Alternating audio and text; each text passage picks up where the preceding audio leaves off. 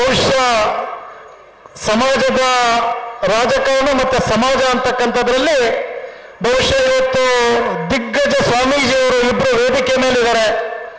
ಸಮಾಜವನ್ನು ಮತ್ತು ರಾಜಕಾರಣವನ್ನು ತಿರ್ತಕ್ಕಂಥ ಶಕ್ತಿ ಯಾರಿಗಿದೆ ಅಂದರೆ ಪರಮ ಪೂಜ್ಯರುಗಳಿಗಿದೆ ಅಂತಕ್ಕಂಥದ್ದನ್ನು ನಾನು ಈ ಸಂದರ್ಭದಲ್ಲಿ ಹೇಳಿಕ್ಕೆ ಇಚ್ಛೆ ಪಡ್ತೀನಿ ಬಂಧುಗಳು.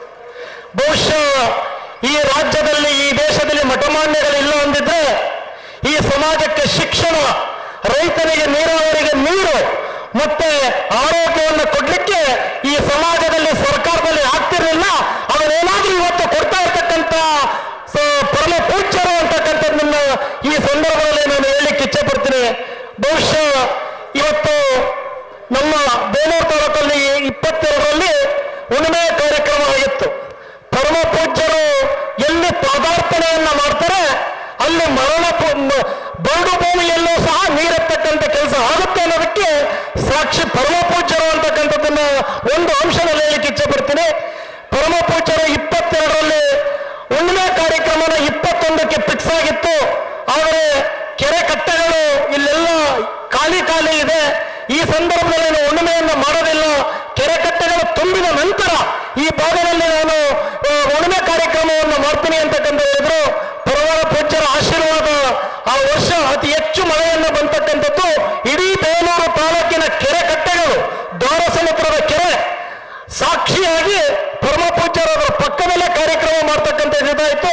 ಇವತ್ತು ಸುಮಾರು 127 ಕೋಟಿಯ ಒಂದು ರಣಘಟ್ಟ ಯೋಜನೆಗೆ ಪರಮ ಪೂಜ್ಯರು ಸಾಕ್ಷಿ ಅಂತಕ್ಕಂಥದ್ದನ್ನ ಈ ಸಂದರ್ಭದಲ್ಲಿ ಈ ನೀರಾವರಿಗೆ ಹೆಚ್ಚು ಒತ್ತನ್ನು ಕೊಡ್ತಕ್ಕಂಥ, ರೈತರ ಪರವಾಗಿ ಅವರ ಸೇವೆಯನ್ನ ಮಾಡ್ತಕ್ಕಂಥ, ಶಿಕ್ಷಣಕ್ಕೆ ಒತ್ತನ್ನು ಕೊಡ್ತಕ್ಕಂಥ, ಅವರ ಜೊತೆಯಲ್ಲಿ ಯಾರು ನೊಂದು ಬಂದಿರ್ತಕ್ಕಂಥ ಒಂದು ನ್ಯಾಯಪೀಠವಾಗಿ ಸೇವೆಯನ್ನ ಕೊಡ್ತಕ್ಕಂಥ, ಅವರ ಸಮಾಧಾನವನ್ನು ಮಾಡಿ ಅವರಿಗೆ ನ್ಯಾಯವನ್ನ ಕೊಡ್ತಕ್ಕಂಥ ಯಾವುದಾದ್ರೂ ಒಂದು ಮಠ ಇದೆ ಅಂತಂದ್ರೆ ಅದು ತೋರಣಮಾರು ಶ್ರೀಗಳು ಅಂತಕ್ಕಂಥದ್ದನ್ನ ಈ ಸಂದರ್ಭ ಹೇಳ್ತಾ, ಬಹುಶಃ ನನ್ನ ಪೂರ್ವ ಜನ್ಮದ ಪುಣ್ಯ ಅನ್ಸುತ್ತೆ.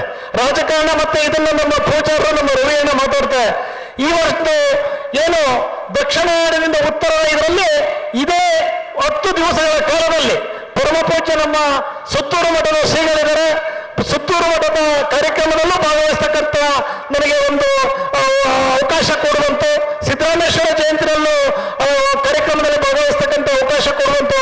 ಅದರ ಜೊತೆಯಲ್ಲಿ ಸುಮಾರು 10 ವರ್ಷದಿಂದ ಏನು ತರುಣಮಾಲ ಹುಣ್ಣಿಮೆಯಲ್ಲಿ ಈ ರಾಜ್ಯದಲ್ಲಿ ಎಲ್ಲೇ ಕಾರ್ಯಕ್ರಮ ಆದರೂ ಸಹ ಆ ಕಾರ್ಯಕ್ರಮದಲ್ಲಿ ನನಗೆ ಅವಕಾಶವನ್ನು ಮಾಡಿಕೊಡ್ತಕ್ಕಂಥ ಪರಮ ಪೂಜ್ಯರಿಗೆ ಮತ್ತೆ ಸಮಾಜದ ಎಲ್ಲ ಮುಖಂಡರಿಗೆ, ವಿಶೇಷವಾಗಿ ನಮ್ಮ ಬೇಲೂರು ತಾಲೂಕಿನಲ್ಲೂ ಸಹ ಅನೇಕ ಜನ ಪರಮ ಪೂಜ್ಯರ ಭಕ್ತಾದಿಗಳು ಬಂದಿದ್ದಾರೆ.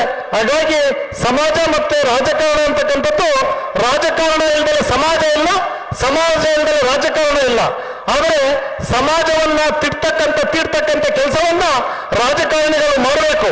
ಮೊದಲು ರಾಜಕಾರಣಿಗಳು ಭ್ರಷ್ಟ ಆದ್ರೆ ಆಮೇಲೆ ಮತದಾರರು ಭ್ರಷ್ಟ ಆಗ್ತಾರೆ, ಸಮಾಜ ಭ್ರಷ್ಟ ಆಗುತ್ತೆ. ಹಾಗಾಗಿ ಮೊದಲು ಭ್ರಷ್ಟಾಚಾರದಿಂದ ಮುಕ್ತವನ್ನ ಮಾಡಬೇಕು ಅಂತ ಅಂದ್ರೆ ಮೊದಲು ನಿರ್ಣಯವನ್ನು ರಾಜಕಾರಣಿಗಳು ತಗೋಬೇಕು, ಆಮೇಲೆ ಸಮಾಜದವರ ತಗೊಳ್ಳಿಕ್ಕೆ ಸಾಧ್ಯ ಅಂತಕ್ಕಂಥದ್ದನ್ನ ಈ ಸಂದರ್ಭದಲ್ಲಿ ತಮ್ಗೆ ಹೇಳ್ತಾ ಈ ಕಾರ್ಯಕ್ರಮಕ್ಕೆ ಕರೆಸಿ ನನಗೆ ಮಾತಾಡಲಿಕ್ಕೆ ಅವಕಾಶ ಮಾಡಿದಂತ ಪರಮ ಪೂಜ್ಯರ ಪಾದಗಳಿಗೆ ನಮಸ್ಕರಿಸುತ್ತಾ ಇಲ್ಲಿ ಕಾರ್ಯಕ್ರಮದಲ್ಲಿ ಉಪಸ್ಥಿತಿ ಇರ್ತಕ್ಕಂಥ ಇಲ್ಲಿಂದ ಮತ್ತೆ ಎಲ್ಲ ಜಿಲ್ಲೆಗಳಿಂದ ಬಂದಿರತಕ್ಕಂಥ ಎಲ್ಲ ಶರಣಾರ್ಥಿಗಳಿಗೆ ನನ್ನ ಸಾಷ್ಟಾಂಗ ನಮಸ್ಕಾರವನ್ನು ಅರ್ಪಣೆಯನ್ನು ಮಾಡಿ ನನ್ನ ಮಾತಿಗೆ ವಿರಾಮ ಇರ್ತೀನಿ. ಜೈ ಹಿಂದ್, ಜೈ ಕರ್ನಾಟಕ, ಜೈ ತೆಲುಗು ಬಾಳವಟ.